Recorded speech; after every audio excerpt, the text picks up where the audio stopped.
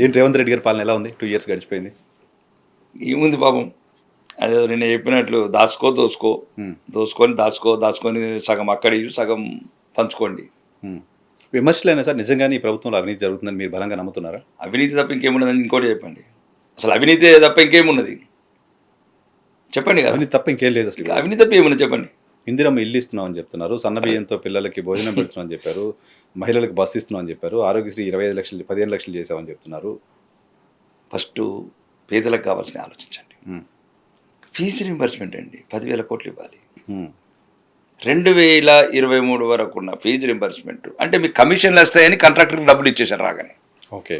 అంటే పేదలు కమిషన్లు ఇవ్వలేరైనా, హ్మ్. పేద పిల్లలకు చదువు వస్తే మీరు ఎన్నుకోబడరనా? ఫీజు రింబర్స్మెంట్ ఏంది, ఎందుకు కట్టరు?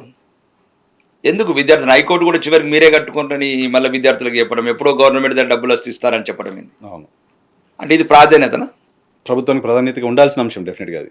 అంతేనా కాదా? డెఫినెట్గా. రెండోది చిన్న చిన్న కాంట్రాక్టర్లు, హ్మ్. అదొకటి పోటీ 35 సంవత్సరాలు ఉద్యోగాలు చేసి హ్మ్.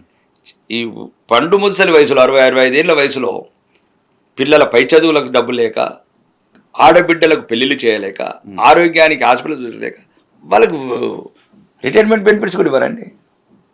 ఇదా ప్రభుత్వం? రిటైర్ అయ్యే రోజే ఇచ్చి ఇది ప్రభుత్వమా? హ్మ్. చెప్పండి మీరు.